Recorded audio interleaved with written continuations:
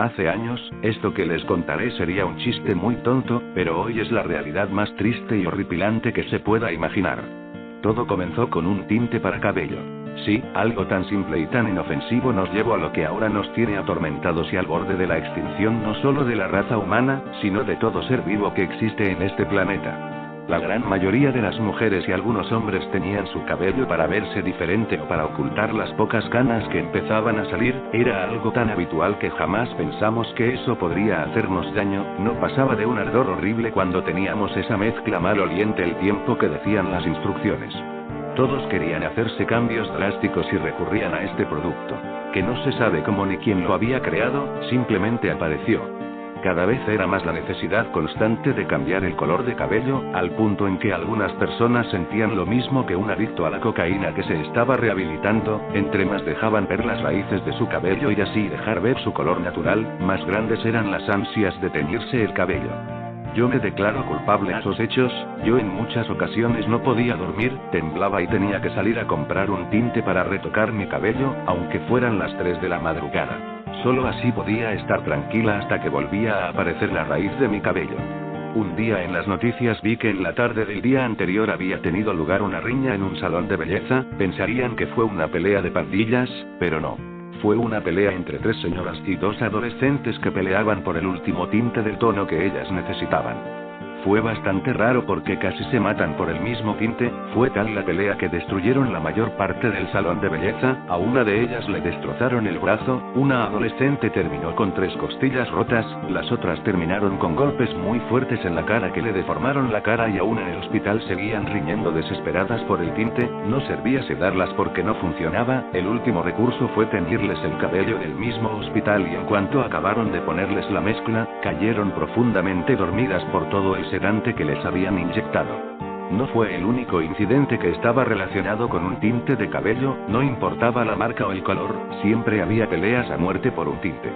Meses antes del acabose, las personas que tenían el cabello teñido actuaban muy raro. Yo me libré de eso porque meses antes me habían detectado cáncer y por la quimioterapia había perdido todo el cabello y había dejado de sentir esa necesidad. Aun cuando me volvió a crecer el cabello, dejé de teñírmelo y fui de las pocas personas que no actuaban como locas. Recuerdo que muchas mujeres mataban a sus hijos sin sentir remordimientos. Fue tan grande esa conducta que pronto no había niños en las ciudades ni pueblos. Luego, no conforme con matar a sus propios hijos, mataron a los pocos niños de otras mujeres que no tenían teñido el cabello. Luego empezaron a trabajar en reunir todo el oro y las piedras preciosas que habían. Luego todo fue de mal en peor. Luego de acabar con los niños, intentaron acabar con otras personas y fue en ese momento en que me di cuenta de algo. No se mataban si tenían el cabello teñido, sino que mataban a los que no tenían cabello teñido. Fue un caos terrible, muchos murieron, otros nos escondíamos, teníamos que robar lo necesario para vivir. No podíamos quedarnos mucho tiempo en un solo lugar porque nos detectaban y nos atacaban. Empezaron a acabar con los animales, atacaban con gran ferocidad a cualquier ser viviente que detectaran, aunque fueran animales sumamente peligrosos, atacaban y mataban, sin ser lastimados. En el grupo de sobrevivientes que estaba yo, llegamos a la conclusión que todas esas personas tenían algo en común: el cabello teñido, y se lo teñían constantemente. Tuvimos que hacer un plan para atrapar a uno de ellos y ver qué tenían de distinto, qué les hacía el tinte y de dónde provenía, porque hacía meses que no se fabricaban tintes y ya no quedaba en ningún lugar que nosotros supiéramos, pero ellos lo conseguían. Eran tremendamente difíciles atrapar, siempre iban en grupos y eran extremadamente fuertes. Tuvimos que ingeniar varios planes para separar a uno. Después de muchos intentos atrapamos a uno y pudimos estudiar su comportamiento y luego tuvimos que matarlo porque nos dimos cuenta de que nos rastreaban aún más fácil si estaba vivo. Es como si estuvieran conectados y vieran lo que otros ven. Descubrimos que no podían hablar ni emitir sonidos, no comían ni tenían necesidad de hacerlo, no dormían, caminaban como si no supieran usar sus piernas, pero aún así tenían movimientos muy rápidos y una fuerza que no era humana, menos en las condiciones en las que se encontraban. Cuando procedimos a hacer la autopsia, vimos que no tenían órganos ni sangre ni otros fluidos comunes. En su lugar había una mucosidad negra que olía exactamente a lo que olían los tintes. Los músculos también eran negros, los huesos que normalmente eran duros como rocas en ellos habían cambiado, aunque seguían de su color natural eran más blandos, y eso era una contradicción a su fuerza, así que llegamos a la conclusión de que la mucosidad les hacía algo a los músculos para que fueran duros y resistentes al momento de pelear. ¿Pero qué clase de virus o bacteria hace eso? ¿Qué es lo que esconde esa mucosidad? Al revisar vimos que era tinte de cabello, y quedamos justo como habíamos empezado. Sin respuestas. Al cortar su piel para despegarla de su cráneo descubrimos algo increíble, pequeños organismos negros adheridos a su cráneo, eran como pequeños cabellos que iban desde la piel hasta el cráneo. No estaban adheridos, nos dimos cuenta cuando uno de ellos movía y destruía una pequeña parte del hueso blando y entraba. Al abrir el hueso del cráneo y ver el cerebro vimos millones de esos organismos, como una bola de cabellos cubriendo el cerebro. Fue cuando todo encajó y los huecos en nuestra investigación se llenaron, esos organismos estaban en el tinte y cuando lo aplicábamos ellos desgarraban nuestra piel, por eso ardía cuando lo aplicábamos, no dejaban heridas porque eran demasiado pequeños al principio. Esos mismos organismos devoraban los minerales y vitaminas del hueso para poder hacerlo suficientemente blando para penetrar, pero eso no era todo lo que comían, necesitaban más tinte para alimentarse y ser aún más fuertes. Al atravesar el cráneo se hundían en el cerebro y controlaban algunas acciones, sobre todo para hacernos sentir la necesidad de tener el tinte y tener a un ejército interminable de organismos que devoraban nuestras entrañas y controlaban nuestros movimientos y pensamientos. ¿Yo me había librado de ellos a causa de mi cáncer?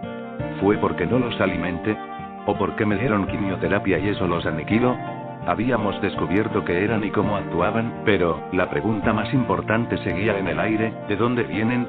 No debimos haber tentado al destino con esa pregunta, al poco tiempo se fue respondida de la manera más retorcida. Ese día estábamos escapando de un grupo enorme de esos seres que no sé cómo llamarlos, ya habían matado a la mayor parte del grupo, los que antes fuimos 50 personas y algunos niños que pudimos salvar quedábamos 6 personas. Nos sorprendieron en plena noche, no estábamos preparados para enfrentarlos así que huimos, en medio del caos muchos se separaron y fue su fin. Los que quedamos nos escondimos bajo unos escombros cuando vimos que empezó a pasar, llovía a cántaros y ellos nos buscaban, tenían el mismo aspecto de cualquier persona, lo único que los diferenciaba de nosotros es el cabello que parece pastoso, siempre húmedo y negro, caminaban dando tumbos pero corrían con mucha agilidad, no hacían ningún sonido, ninguna mueca, solo sus miradas feroces. Pero en ese instante todos se pararon y se quedaron inmóviles con la mirada fija en la nada cuando al mismo tiempo todos gritaron, algo que yo estoy segura jamás los había visto hacer. Su mirada cambió y fue de dolor, se tiraron al piso y empezaron a revolcarse y gritar, es lo único que hacían. Uno de ellos me vio con su mirada, imploraba ayuda que no obtendría de mí. De un momento a otro dejaron de moverse y gritar, dejaron de respirar, supusimos que estaban muertos y salimos de nuestro escondite con toda la cautela posible. No sabíamos si era un plan para que saliéramos de nuestro escondite, pero aún así nos acercamos y de pronto lo escuchamos. Un crujido y luego otro, después muchos más y todos venían de los cuerpos que estaban tirados. Estábamos aterrados al pensar en que ninguno estaba muerto y que habíamos caído en una trampa, nos vimos unos a otros y con la mirada nos despedimos, se detuvo la lluvia y reinó un silencio casi eterno y mórbido. Un movimiento, luego crujidos y más movimientos, vimos cómo salía una criatura del cuerpo de esos seres, tan altos y delgados de un color negro cubiertos de esa mezcolanza negra y brillante, tenían cabezas enormes, sabía que esas criaturas no eran de este mundo, no eran demonios ni ángeles, eran alienígenas, un ejército enorme de alienígenas que venían a apoderarse de nuestro planeta y no estaban dispuestos a compartirlo. El terror me invadió al ver como uno de ellos me miraba fijamente y emitía un feroz rugido que hizo que me pusiera a temblar. Después vi como uno de ellos saltaba con sus largas extremidades y derribaba a uno de mis compañeros y lo empezaba a destrozar. Vi como su cola, que era aún más larga que esa criatura y que parecían pequeñas cuchillas amarradas de una forma en la que se podían mover en todas direcciones y destrozaban el cuerpo de mi compañero. Lo último que pude ver fue uno de ellos abalanzarse sobre mí con las fauces abiertas, después mucho dolor.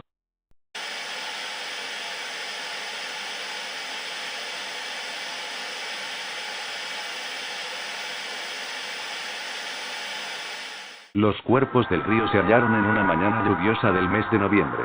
A tan solo 300 metros de las aulas junto a la presa donde daban cursos de formación los niños del pueblo vecino, bajo una lluvia intensa y flotando en el río. 2 cuerpos de 2 niños que nadie conocía. Enseguida se dio la voz de alarma y vino la policía estatal para ver lo sucedido. En aquella misma mañana y junto al río otro cuerpo de otro niño de poco más de 2 años se encontraba en el río Douse situado al final de la presa. La gente estaba asustada, la mayoría de las madres ya habían ido a por sus hijos al colegio por miedo a lo que estaba sucediendo, se había corrido la voz de que era muy probable que un asesino de niños estuviese por la zona, pero la policía había estado rastreando el lugar en busca de pistas desde hacía horas y no se encontraba nada que pudiese indicar que estos cuerpos habían fallecido allí o cerca de esa zona.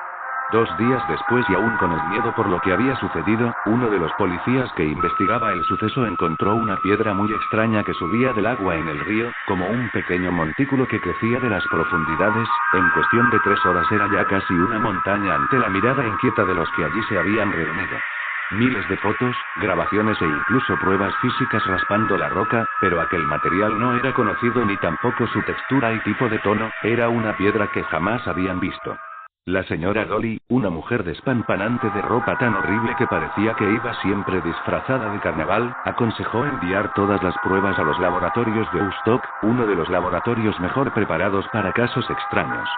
Allí averiguaron que los cuerpos no eran de niños terrestres, al menos no tenían nada que ver con el cuerpo humano, y que el resto de roca enviado no era de un material terrestre. A pesar de las pruebas de años después y el gran trabajo de todo un equipo forense y científico, lo que había pasado aquella mañana no tuvo más respuestas, se ocultaron todas las pruebas de ese suceso y se informó al pueblo de que todo aquello quedaría en estudio de alto secreto por los laboratorios del Estado.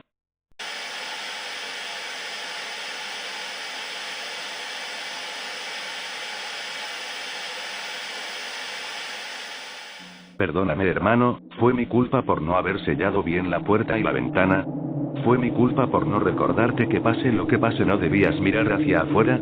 Eso ya no importa, mi corazón se detuvo cuando te vi abriendo la ventana para mirar a esa cosa, comencé a llorar cuando te diste la vuelta y tus ojos perdieron su color café para tornarse en un color inhumano con un patrón que solo había visto en mis pesadillas, me desplomé al ver como con una mirada perdida me decías perdón, y ahora estamos aquí, contigo amarrado a un poste como un animal gritando cosas que no entiendo e intentando morderme como un niño a un dulce, y aunque sé que esa cosa ya no eres tú, me cuesta mucho mirar al monstruo en que te convertiste.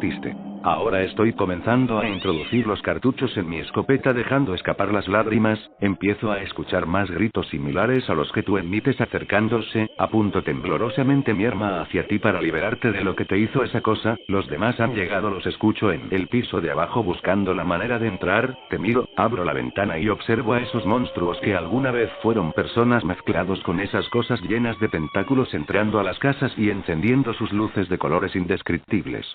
Te miro una última vez, cierro mis ojos. Ya están aquí. Perdóname, hermano.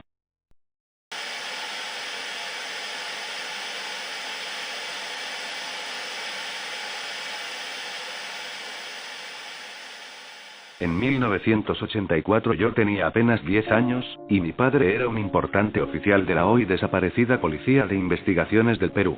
Un verano, mi familia y yo fuimos a visitarlo a la ciudad de Ica, donde estaba destacado.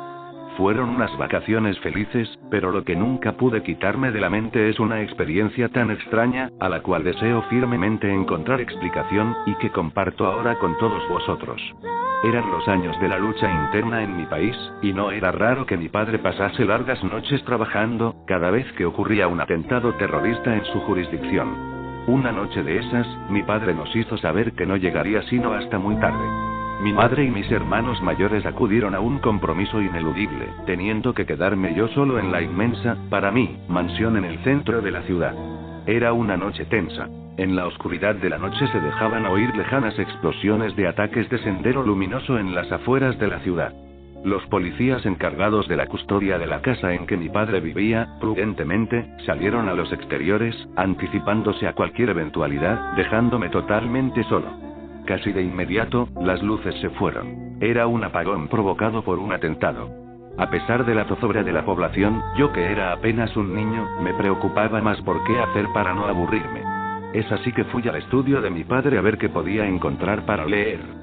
Siempre me gustó la lectura, así que comencé a hurgar en medio de toda la ruma de papeles que se hallaban esparcidos sobre su escritorio. Los pesados files llenos de hojas mecanografiadas no me llamaron la atención, así que me decidí por buscar alguna revista. Hallé finalmente una. Era la revista oficial de la Policía de Investigaciones. Sin pensarlo la tomé y comencé a hojear, atraído porque tenía algunas ilustraciones. Al ser una publicación institucional, era bastante escueta y escrita en un lenguaje muy sobrio. Artículos sobre trabajo policial, aniversarios y actividades. Todo eso muy aburrido para mí. Casi no tenía fotos de oficiales por cuestiones de seguridad en aquellos tiempos. Estaba a punto de dejarla a un lado cuando un artículo llamó mi atención. Lo que leí en esas únicas 2 páginas me ha tenido intranquilo desde entonces, y aún deseo algún día saber toda la verdad de ese suceso. El artículo, escrito por un detective de la institución, relataba un caso no resuelto ocurrido unos 2 años antes. Sucedió que en 1982, una camioneta y sus ocupantes desapareció sin dejar rastro. El contador de una pequeña mina de oro de la localidad, su guardaespaldas y el chofer, habían salido del asiento minero ubicado en la sierra de Ica, a medio camino del departamento de Ayacucho, llevando el mineral extraído al banco de Ica. Lo cambiaron por efectivo para pagar a los mineros, y al regresar de vuelta a la mina simplemente se habían esfumado. El oficial que escribía el artículo explicaba que él había sido el responsable de la investigación en aquella época, y comentaba a continuación las sospechas iniciales. Podría tratarse de un robo efectuado por delincuentes comunes, un asalto por parte de terroristas o que simplemente los desaparecidos se habían puesto de acuerdo para hacerse humo con el caudal. Lo que relataba el oficial a continuación prefiero redactarlo tal como lo recuerdo. Tras 7 días de infructuosas investigaciones, no se pudo descubrir ni a los responsables, ni al móvil del ilícito. A pesar de que el caso tuvo amplia repercusión en los medios de prensa de la localidad, el personal policial no pudo lograr pista alguna. Ampliada la búsqueda a nivel nacional, los resultados también fueron infructuosos. Cuando la investigación estaba a punto de ser abandonada, la orden dada por la superioridad para resolver el caso, en la sospecha de que el robo podría haber sido cometido por elementos subversivos para utilizar el dinero robado en su accionar delictivo, hizo que me viera en la obligación de retomar el caso, comenzando por seguir la última ruta conocida de la camioneta en busca de pruebas. Junto con un destacamento, partimos de Ica con dirección a Nazca. Al enfilar a la carretera de penetración a la sierra, decidí disminuir la velocidad para buscar algún rastro en la misma, y que se pudo haber pasado por alto en las investigaciones criminales preliminares. A la 1:30 de iniciado ese tramo, dimos con la camioneta. Unas claras huellas de ruedas nos enfiló hacia el desierto. A unos 600 metros fuera de la carretera, encontramos el vehículo y sus ocupantes. La camioneta estaba detenida y con el capó abierto, suponiéndose que sufrió algún desperfecto eléctrico, dado que los cables de la batería estaban sueltos. El chofer estaba muerto y tendido frente a ella y portaba aún una llave de tuercas en la mano, dando más indicios de que trató de reparar una avería. Casi 100 metros más adentro, en dirección al desierto, se hallaron los cuerpos del contador y el guardaespaldas. Ambos portaban aún en sus manos sus armas, y se comprobó que fueron percutadas en varias ocasiones contra algún agresor. Los cuerpos de los 3 mostraban un agujero en medio del pecho que los atravesaba de lado a lado. Los bordes de las heridas estaban cauterizados, como si hubiesen sido hechas con algún tipo de calor intenso o una descarga eléctrica. Dentro del vehículo se halló íntegro el dinero del pago de los mineros. A ninguno de los occisos les faltaba tampoco nada de sus pertenencias personales. Un minucioso examen del lugar del crimen no permitió encontrar el más mínimo rastro o huella de los responsables. Solo se encontraron las huellas de los occisos y su vehículo. Los relojes de los 3 estaban detenidos a las 11:25 de la mañana del día que desaparecieron. Una vez recogidos los cuerpos y las pruebas, fueron derivados a la División de Investigación Criminal. El médico legista informó que la causa de las muertes fue producto de una fuerte descarga eléctrica, similar a un rayo.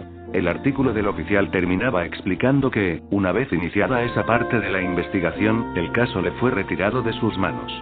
Imagino que fue porque creaba más enigmas que respuestas lo hallado. Igualmente, el policía trataba de dar una explicación a las conjeturas que el caso le planteaba desde su óptica policial. ¿Por qué no se llevaron el dinero? Si no era un robo, ¿cuál fue el motivo? ¿A qué le dispararon los fallecidos?